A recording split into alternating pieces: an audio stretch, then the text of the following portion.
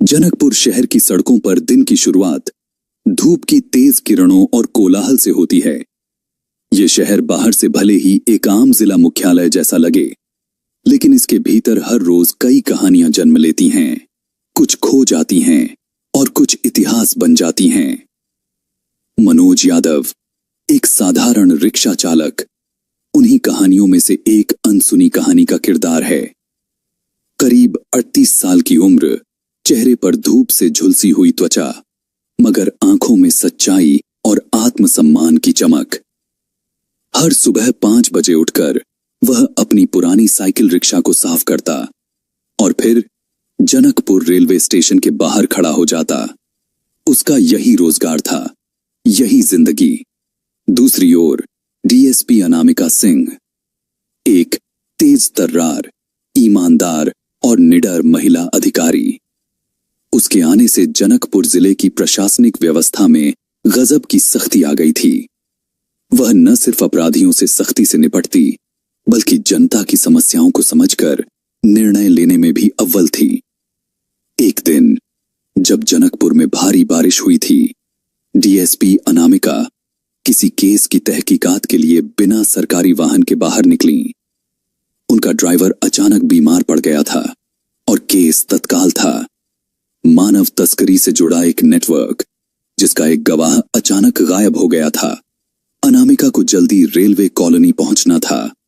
तभी स्टेशन के बाहर उन्हें मनोज रिक्शा वाले ने आवाज दी, मैडम, कहीं जाना है क्या? बारिश तेज है, छोड़ दूं? अनामिका ने उसकी आंखों में झांक कर देखा। कोई डर नहीं, कोई लालच नहीं, बस एक इंसानी पेशकश। ठीक है, उन्होंने कहा, रेलवे कॉलोनी चलो, जल्दी। मनोज ने कुछ नहीं पूछा। उसने रिक्शा मोड़ा और पानी से भरी गलियों में छप छपाते हुए उन्हें लेकर चल पड़ा।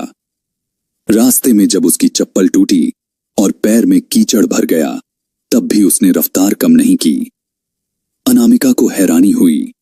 उसने पहली बार किसी रिक्शा चालक को बिना शिकायत के इतना समर्पित देखा। वो समझ गई थीं कि ये आम आदमी नहीं है। जब वे पहुंचे तो उन्होंने उसे पैसे देने चाहे, लेकिन मनोज ने कहा, मैडम, आज जो काम किया वो पैसे के लिए नहीं था। आप हमारे शहर की इज्जत हैं। मैं आपके साथ खड़ा हूं जब भी जरूरत पड़े। यहां से रिश्ता शुरू हुआ। अनामिका अक्सर उसे अपने खास कामों में बुलाने लगीं, खास तौर पर जब उन्हें गुप्त रूप से शहर के अलग अलग हिस्सों में जाना होता। पुलिस की गाड़ी कई बार संदेह पैदा करती, मगर एक पुराना रिक्शा, कोई शक नहीं करता। एक दिन अनामिका ने मनोज को चाय की दुकान पर बुलाया और कहा, मनोज भाई, मैं एक मिशन पर हूं। शहर में चल रहे बाल तस्करी रैकेट को पकड़ना है, लेकिन हमें सबूत चाहिए, जमीनी स्तर पर। क्या आप मदद करेंगे? मनोज थोड़ी देर चुप रहा, फिर बोला, मैडम, मेरी एक बेटी थी, 6 साल की, बाजार से सामान लेने गई थी और कभी लौटी नहीं। मैंने पूरा शहर ढूंढा, कुछ नहीं मिला। शायद यही उसका बदला है। मैं तैयार हूं। अनामिका के हाथ कांप गए। वो जो रिश्ता अब तक सिर्फ इंसानियत पर टिका था, अब दर्द और बदले की साझेदारी बन गया। मनोज ने जब अनामिका से कहा कि उसकी बेटी भी कभी लौट कर नहीं आई थी, तो दोनों की आंखों में एक अनकही समझदारी उतर आई। अब ये सिर्फ एक मिशन नहीं रह गया था। यह अब एक पिता की अधूरी तलाश और एक पुलिस अफसर की इंसाफ की लड़ाई बन गई थी। अगले कुछ दिनों तक मनोज ने स्टेशन, बस अड्डे, लाल बत्ती चौक, धर्मशालाओं और फुटपाथों का हर कोना छान मारा। उसका भोला चेहरा, साधारण वेशभूषा और रिक्शा उसे एक आदर्श मुखबिर बना देता था। कोई उस पर शक नहीं करता। एक दिन देर रात जब स्टेशन के पीछे की ओर से लौटते समय वह एक संदिग्ध टाटा सुमो को देखता है, जिसमें 3 छोटे बच्चे किसी कपड़े में लपेटे हुए थे, तो उसके कान खड़े हो जाते हैं। वह तुरंत डीएसपी अनामिका को फोन करता है, मैडम, स्टेशन की पुरानी सड़क पर एक गाड़ी है।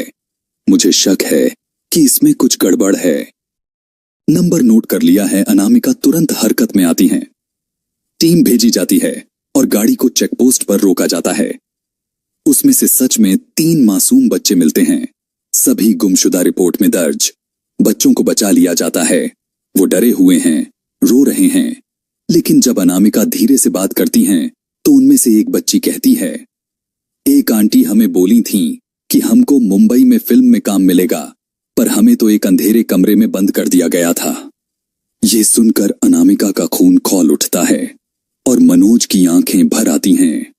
ये सिर्फ एक केस नहीं था, ये एक जाल था जो गरीब बच्चों और उनके माता पिता की मजबूरी को शिकार बनाकर उन्हें मानव तस्करी के बाजार में धकेल देता था। मनोज अब पूरी तरह केस में शामिल हो चुका था। वो अब सिर्फ गवाह नहीं था, बल्कि टीम का भरोसेमंद हिस्सा बन गया था। एक दिन वह गुप्त रूप से एक झुग्गी में जाता है, जहां एक बिचौलिया बच्चों को बहलाकर अपने साथ ले जाने की बात कर रहा होता है। मनोज भीड़ में एक आम इंसान की तरह पहुंचता है और उस आदमी की बातचीत सुनने लगता है। जो भी अपने बच्चे को मुंबई भेजेगा, उसे हम हर महीने पैसा देंगे। बच्चा स्टार बनेगा। लेकिन उनसे काम क्या कराओगे? किसी महिला ने पूछा। काम, सब किस्म का काम, फिल्म, सीरियल, घर का काम। उस आदमी का जवाब सुनते ही मनोज का दिल कांप जाता है। वह लौटकर अनामिका को बताता है, अब पुलिस के पास न केवल सबूत था, बल्कि वो जगह भी जहां से बच्चों को उठाया जाता था। एक गुप्त ऑपरेशन की योजना बनी। ऑपरेशन नया सवेरा। मनोज ने खुद को एक ऐसे पिता के रूप में पेश किया जो अपनी बेटी को आर्थिक तंगी में मजबूरीवश भेजना चाहता है। बिचौलिया फंस जाता है और उसे वादा करता है कि वो उसे 3 दिन में मुंबई भेज देगा। उधर अनामिका पूरी फोर्स के साथ तैयार रहती हैं। तय दिन, तय समय और तय स्थान पर जैसे ही वह गाड़ी बिचौलिए के साथ आती है, पुलिस उसे घेर लेती है।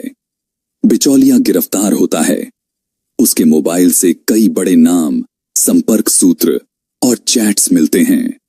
शहर के एक प्रतिष्ठित कारोबारी तक लिंक जाता है जो इस रैकेट का मास्टरमाइंड था। मनोज को पुलिस मुख्यालय बुलाया जाता है। पहली बार एक आम रिक्शा वाले को डीएसपी के कमरे में बैठाया गया। कुर्सी पर नहीं, सम्मान के साथ। अनामिका ने कहा, मनोज भाई, आपने न सिर्फ 3 बच्चों की जिंदगी बचाई, बल्कि इस शहर की आत्मा को भी। अगर हर नागरिक आपकी तरह हो तो इंसाफ सिर्फ अदालतों में नहीं, हर गली में मिलेगा।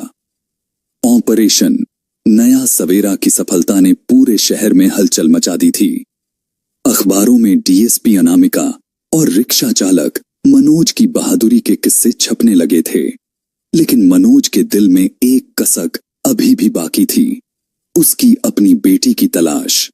सालों पहले मनोज की बेटी पूजा सिर्फ 6 साल की थी जब मेले में भीड़ में खो गई थी। उसने थानों के चक्कर लगाए, पोस्टर छपवाए, मंदिर गुरुद्वारों में मिन्नतें मांगी, लेकिन पूजा का कोई सुराग नहीं मिला। वो जख्म आज तक हरा था। जब अनामिका ने पूजा के बारे में सुना तो उन्होंने वादा किया, मनोज जी, आपने इतने बच्चों को उनके मां बाप से मिलाया, अब आपकी बेटी को ढूंढना हमारी जिम्मेदारी है। बिचौलिए के फोन से एक पुरानी तस्वीर मिली। उसमें एक बच्ची थी जो हूबहू पूजा जैसी दिख रही थी, लेकिन वो तस्वीर 6 साल पुरानी थी। इस क्लू को पकड़कर पुलिस ने महाराष्ट्र, गुजरात, दिल्ली के कई चाइल्ड होम्स में संपर्क किया। कई दिनों की पड़ताल के बाद एक अनाथालय से जानकारी मिलती है। वहां एक लड़की पिछले कई सालों से रह रही है जो अपना नाम नहीं जानती, लेकिन उसके हाथ पर पी के आकार का जन्म का निशान है, जैसा पूजा के हाथ पर था। मनोज को तुरंत डीएसपी अनामिका के साथ अनाथालय ले जाया गया। वहां एक 14-15 साल की दुबली पतली लड़की बैठी थी जो किताब पढ़ रही थी। मनोज ने जैसे ही उसका हाथ देखा, उसकी आंखें भर आईं। वही पी का निशान। कांपती आवाज में उसने पूछा, बिटिया, तेरा नाम पूजा था ना? लड़की की आंखों में आंसू उतर आए। उसने बिना कुछ कहे दौड़कर मनोज को गले लगा लिया। दोनों बाप बेटी ऐसे रोए जैसे बरसों का दर्द बह निकला हो। अनामिका और पूरी टीम की आंखें भी नम थीं। मनोज ने कभी नहीं सोचा था कि इस मिशन से वो अपनी खोई दुनिया वापस पा लेगा। पूजा के केस में जांच से खुलासा हुआ कि मेले से बच्चों को चुराने वाला वही गैंग था जिसे अब ऑपरेशन नया सवेरा में तोड़ा गया, वेरा में भी। इस खुलासे के बाद पुलिस ने गैंग के पुराने मामलों को भी रिओपन किया और करीब 22 बच्चों की पहचान करके उन्हें उनके घर वालों से मिलाया गया। कुछ महीनों बाद शहर के चौराहे पर एक दृश्य दिखा। मनोज अब भी रिक्शा चला रहा था, लेकिन अब उसकी बेटी पूजा भी उसके साथ बैठी थी। कभी स्कूल छोड़ने जाती तो कभी रिक्शा के अगले सीट पर बैठकर मनोज के साथ शहर को निहारती। डीएसपी अनामिका जब एक दिन उस सड़क से गुजर रही थीं, तो उन्होंने दोनों को देखा और मुस्कुराईं। मनोज ने भी मुस्कुराकर हाथ जोड़े। उनकी आंखों में धन्यवाद और संतोष झलक रहा था। दोस्तों, इस कहानी को सुनाने का हमारा मकसद सिर्फ आपको जागरूक और सचेत करना है। हर नागरिक अपनी जागरूकता से कई जिंदगियां बचा सकता है। पुलिस और समाज का साथ हो तो कोई भी अपराधी बच नहीं सकता। गरीब या अमीर नहीं, इंसानियत ही सबसे बड़ी पहचान है। दोस्तों, हमारी कहानी आपको कैसी लगी कमेंट में जरूर बताएं और साथ ही हमारे चैनल को सब्सक्राइब करके हमारा हौसला बढ़ाने का कष्ट करें। जय हिंद, जय भारत।